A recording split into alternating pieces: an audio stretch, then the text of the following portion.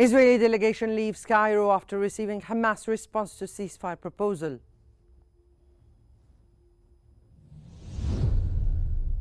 Macron to recognize state of Palestine at UN General Assembly in September.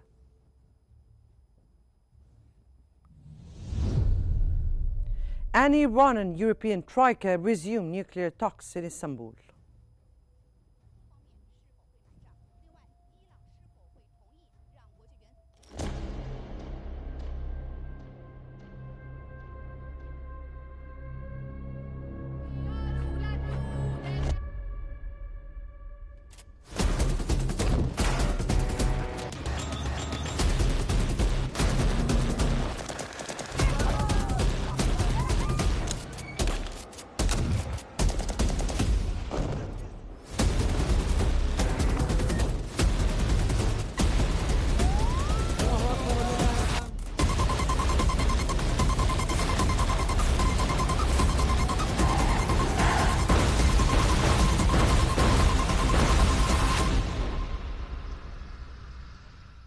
These were the headlines, the news in detail.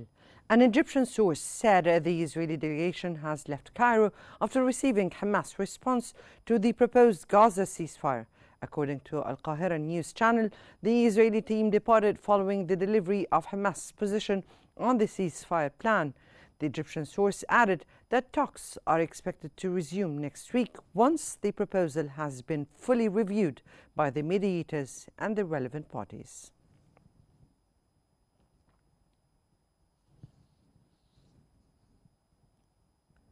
An Egyptian source said 161 aid trucks entered Gaza through the Zakim and Kirm Abu Salim crossings over the past 24 hours. The trucks carried flour, baby formula and food supplies, according to Al Qahira News channel. Humanitarian deliveries have continued for a third straight day, with Egypt coordinating ongoing relief efforts into northern Gaza through both crossings.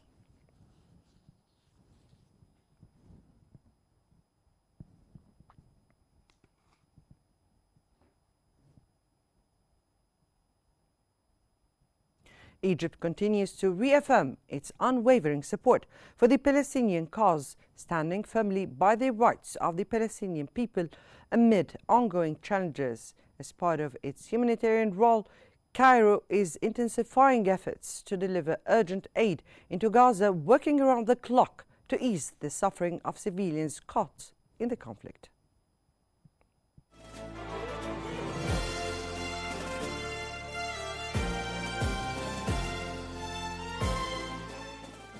يكفي في هذا الصدد أن أكبر بلد قدمت حكومة وشعبا دعما إغاثيا للشعب الفلسطيني كانت مصر حكومة وشعبا. المساعدات الإنسانية المصرية تكاد تكون هي الغالبة في المساعدات اللي بتقدم للشعب الفلسطيني، فأنا ما أعتقدش أن حد يقدر يزايد أبدا على دور مصر أو على القيادة في مصر. من أول يوم والدولة المصرية بتتخذ العديد من المسارات السياسية والدبلوماسية لإنفاذ المساعدات الطبية والغذائية لإخواتنا الفلسطينيين. نعم للمساعدات تخش لهم، نعم لكل اللي يمكن يتقدم لإخواتنا الفلسطينيين. أنا عايز أقول إن مصر دورها واضح منذ اللحظة الأولى. أهمية إنه يبقى الحرب تقف، أهمية المساعدات لأهل غزة، أهمية إعمار غزة. أكد على ثبات موقف مصر من الثوابت المصرية تجاه القضية الفلسطينية، نؤكد على دعم مصر للشعب الفلسطيني. مصر تقف في شموخ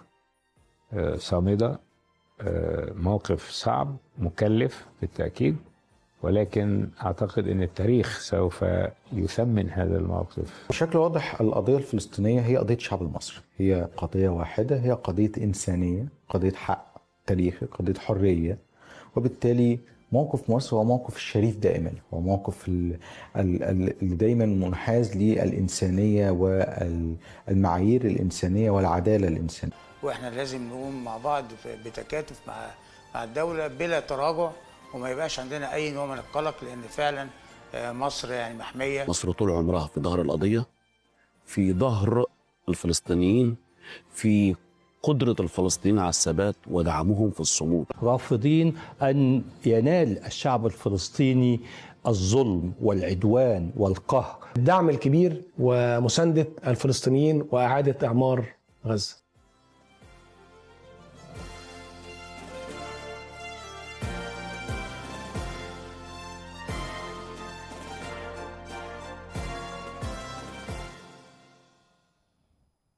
A Gaza medical official said Israeli bombardment continues across the strip as humanitarian conditions worsen by the hour. Mohammed Abu Afish, director of the Medical Relief Society in Gaza, said the Israeli army is striking multiple areas non-stop. He warns that access to water, food and medical care is rapidly declining. Abu Afish also accused the Israeli forces of blocking ambulances and medical teams from reaching civilians in need.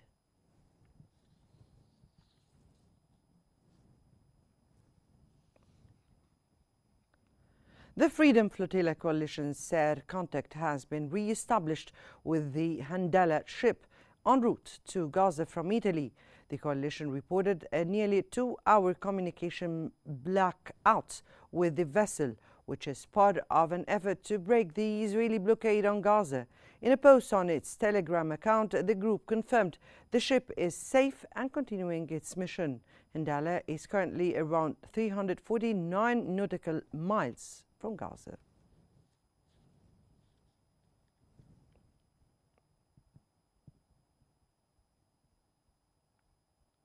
Canada has condemned Israel for what Prime Minister Mark Carney calls a humanitarian catastrophe in Gaza. Prime Minister Carney accused the Israeli government of violating international law by blocking Canadian-funded aid from reaching civilians in Gaza. Ottawa says it is deeply concerned by the worsening humanitarian crisis and Israel's failure to ensure the safe delivery of assistance into the war-torn enclave.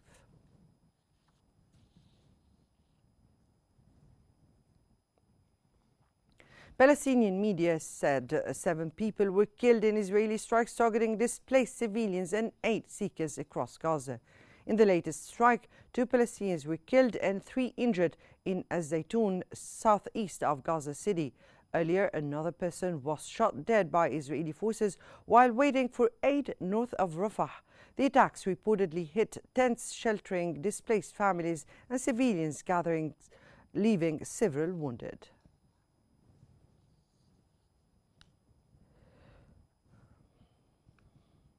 Australia's Prime Minister said Israel's action in Gaza have created a humanitarian catastrophe that cannot be ignored.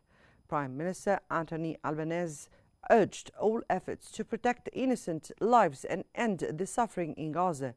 He condemned the blocking of aid and the killing of civilians, including children seeking food and water. Albanese called the situation in Gaza's humanitarian catastrophe and demanded immediate access for relief efforts.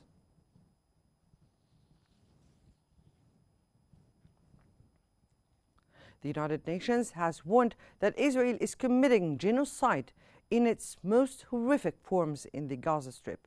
The UN issued a stark warning over the scale of violence in Gaza, accusing the Israeli occupation of committing acts that amounts to genocide. It stressed that peace in the Middle East is impossible without justice and accountability, calling for urgent international action to address the crisis. Malnutrition increasing by the day. According to our partners working in nutrition, in the first 2 weeks of July, nearly 5,000 of the 56... Lufthansa Group said it will gradually resume flights to Tel Aviv starting August 1st, with full operations by late October. A spokesperson for the German airline said the situation is being closely monitored, but conditions now appear stable enough to resume services. Lufthansa has suspended flights to Israel due to security concerns.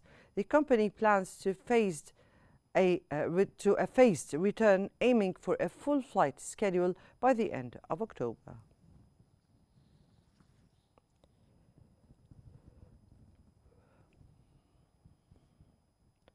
China urged an early ceasefire in Gaza amid growing humanitarian concerns, says Foreign Minister spokesman. At a press briefing, spokesman Yeo Jiakin expressed China's deep concern over the situation in Gaza. He called on all parties to reach a ceasefire quickly, calm tension, and work to ease the humanitarian crisis as soon as possible.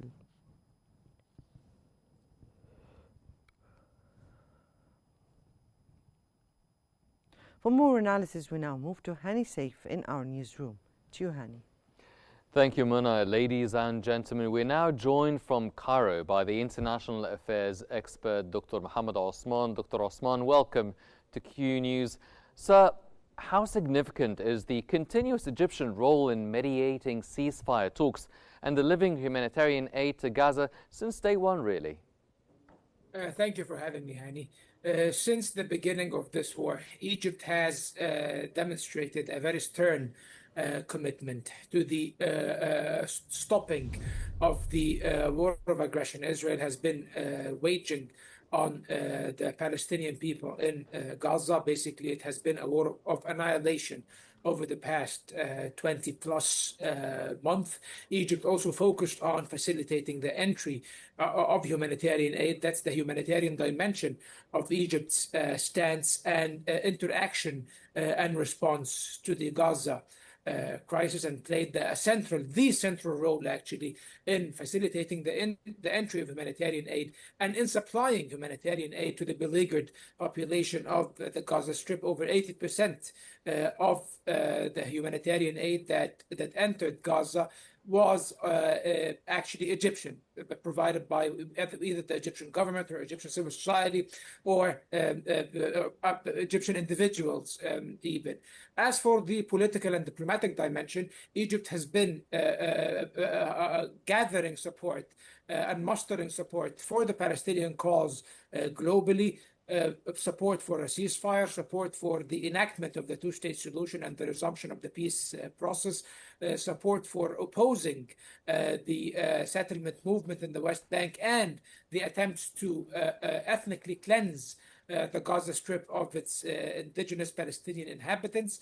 And also, Egypt has been playing a very pivotal role in the mediation, as we have seen recently with what the Egyptian source said, and also with the joint statement by both the foreign ministries of Egypt and Qatar just moments ago, mentioning that the mediation is still ongoing and that talks are expected to resume at some point.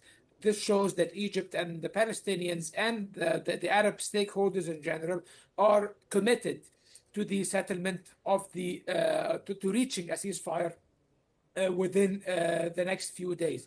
However, on the other hand, this seems to be obstructed by the rather shocking announcement by Steve Witkoff and later on by President Trump himself that the United States, the third key mediator in this calculus, is withdrawing from the mediation process. And President Yes. Trump using very inflammatory language as that we will hunt Hamas down and that we will eliminate Hamas.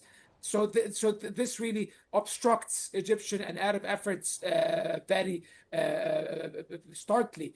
Unfortunately, yet Egypt will continue its obligations towards the Palestinian people, its moral obligations and its commitments towards the Palestinian cause as well, and will continue attempting to reach a ceasefire to the final moment. Yes. Well, speaking of keeping the Palestinian cause alive, now how might France's upcoming recognition of Palestine at the UN impact the dynamics of the Israel-Palestine conflict and international diplomacy?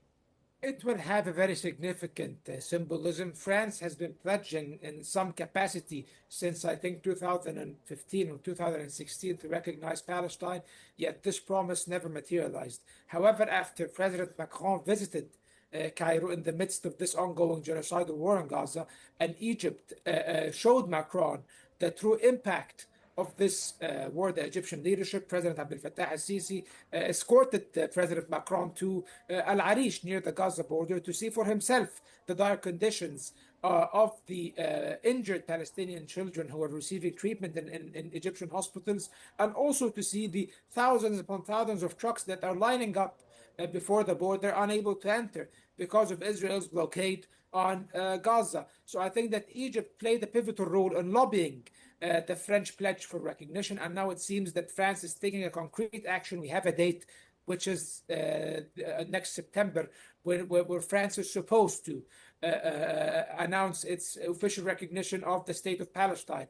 I think they are giving or what they want to give themselves this very big timeline or wide timeline until next fall, which is like in a couple of months, in the hope that Britain will join them in honoring their pledge as well, so that it would be a joint recognition by both Britain and France. And of course, this will carry a lot of symbolism and will attract more European recognition of Palestine. But we have to bear in mind that over 150 countries already recognize Palestine as a state, including many European countries. And this did not prevent Israel from acting with impunity against the Palestinians. If anything, the Israelis have pledged to respond to France's recognition of Palestine. Unfortunately, this recognition, Hani, has to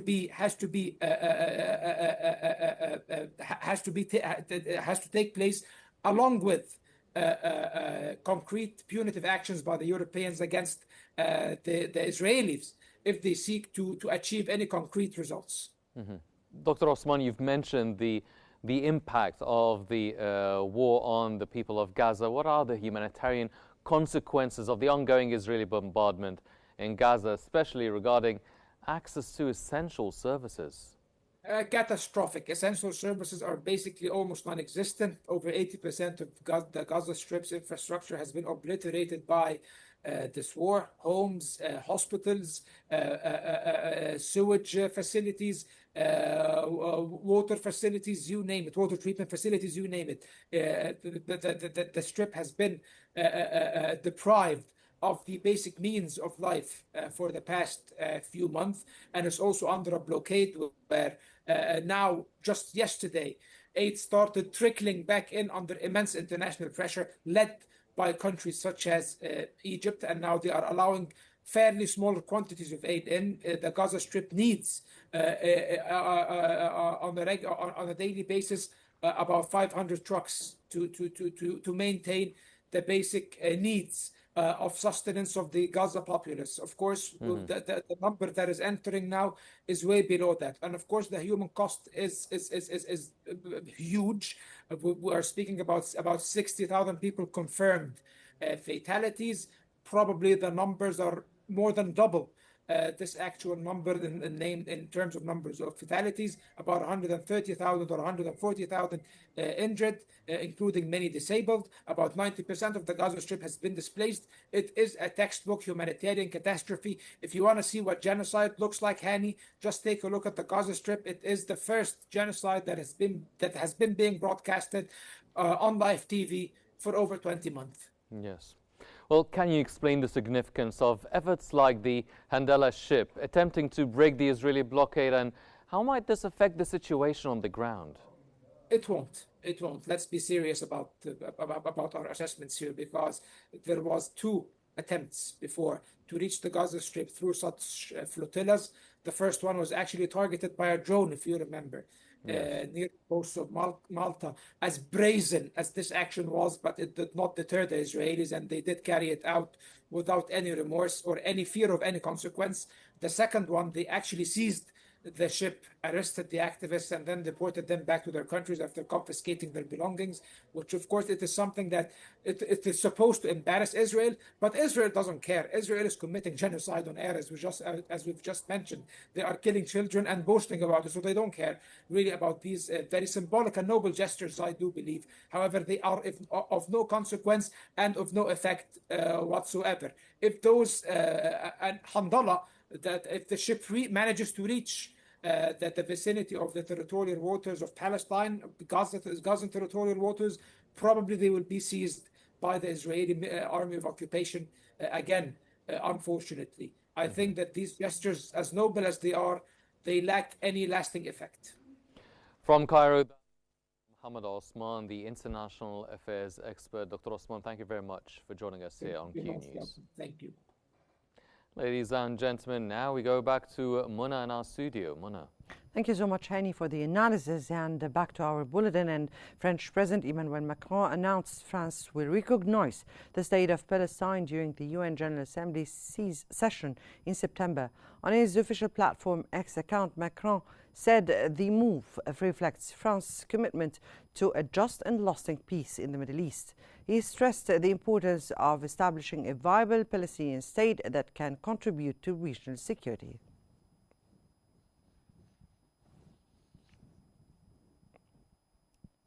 Egypt praised France's decision to recognize Palestine, calling it a historic and landmark step. In a statement, Egypt's foreign ministry urged other countries to follow suit and recognize the Palestinian state. The ministry said such recognition strengthens the global commitment to a just solution, supports peace and justice, and upholds Palestinians' right to self-determination.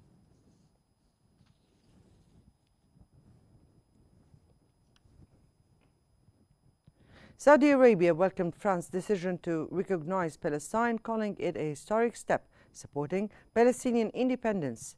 In a statement on platform X, Saudi Arabia's foreign ministry praised French President Emmanuel Macron's announcement. The kingdom described the move as affirming the Palestinian people's right to establish an independent state and expressed its full support.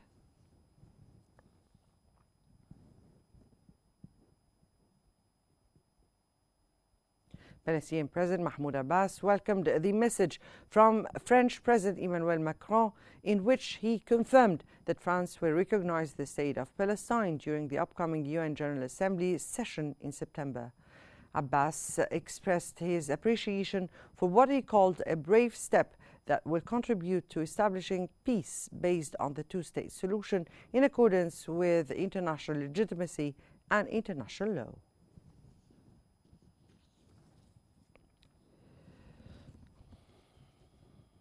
U.S. Secretary of State Marco Rubio voiced his country's rejection of French President Emmanuel Macron's plan to recognize the state of Palestine, calling it a reckless move. In a post on platform X, Rubio stated that Macron's decision serves only Hamas propaganda and undermines the prospects for achieving genuine peace.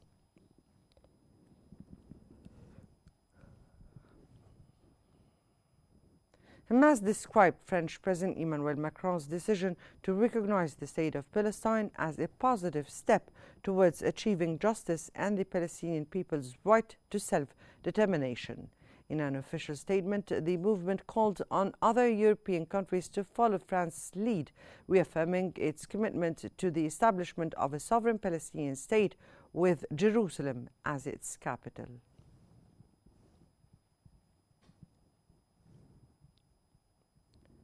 German government said that Germany is not planning to recognize a Palestinian state in the short term and said its priority now is to make long overdue progress towards a two-state solution. It added that Israel's security is of paramount importance to the German government. The German government, therefore, has no plans to recognize a Palestinian state in the short term.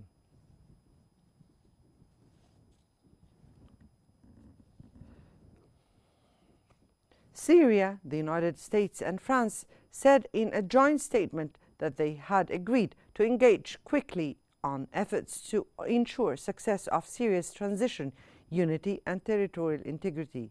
The three parties agreed on the need to ensure that Syria's neighbors do not pose a threat and that Syria will not pose a threat to its neighbors.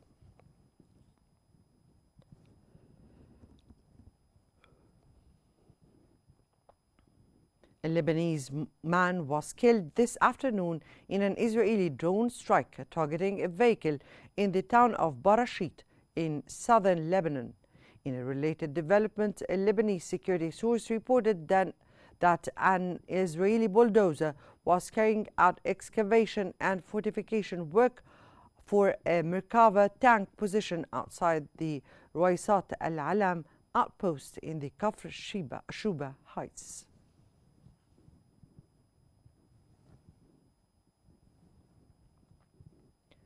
The Emergency Operations Room at the Lebanese Ministry of Health announced that a Lebanese citizen was injured in the town of Al-Duhaira in Tyr district, southern Lebanon, after Israeli occupation forces opened fire on him. Meanwhile, Israeli warplanes launched a series of intense and successive airstrikes on multiple areas in southern Lebanon, marking a new escalation on the Lebanese-Israeli front.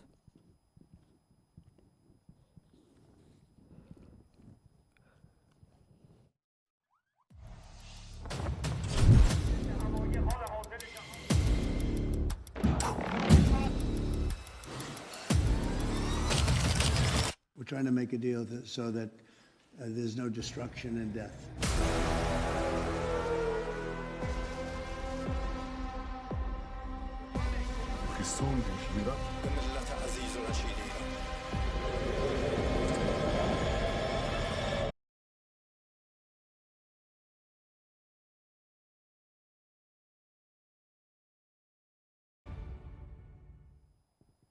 A new round of talks on the 2015 Iran nuclear deal began today between the European Troika, Britain, France and Germany and Iran at the Iranian Consulate General in Istanbul, Turkey.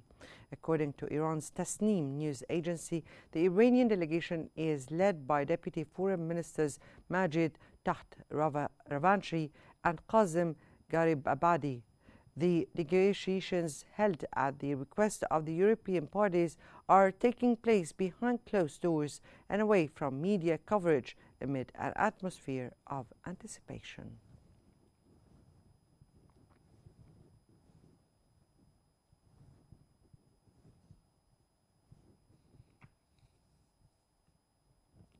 International Atomic Energy Agency, the IAEA Director Rafael Grossi, stated that Iran must be transparent regarding its nuclear facilities and activities. Grossi noted that Iran has a number of facilities and operations that require clarity, emphasizing the importance of restoring normal relations with the country.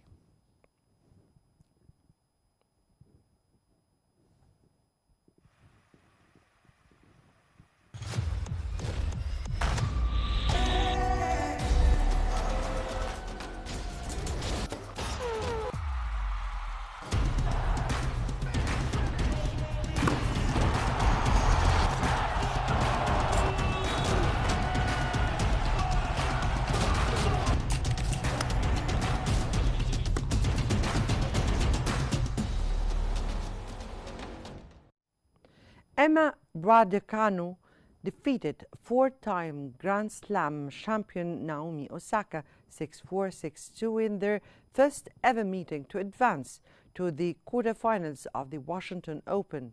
Raducanu, the 2021 US Open champion, will next face former world number 3 Maria Sakkari after the Greek player beat second-seeded American Emma Navarro in straight sets.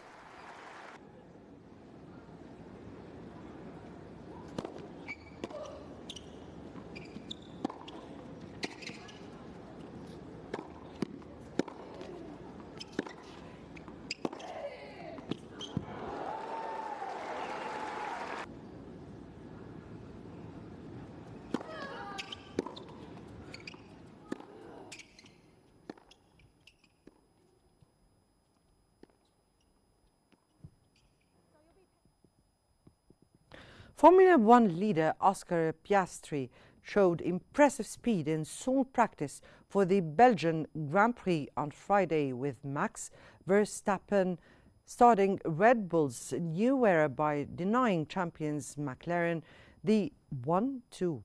Piastri was a hefty 0.404 quicker than four-times world champion Verstappen, whose team are racing without Christian Horner in charge for the first time since they entered the sport in 2005.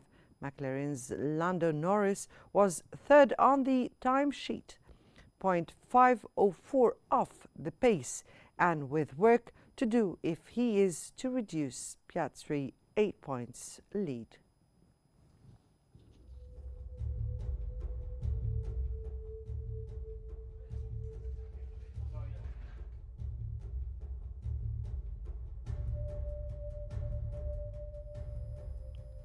That brings us to the end of our news bulletin. Here is what we've been covering.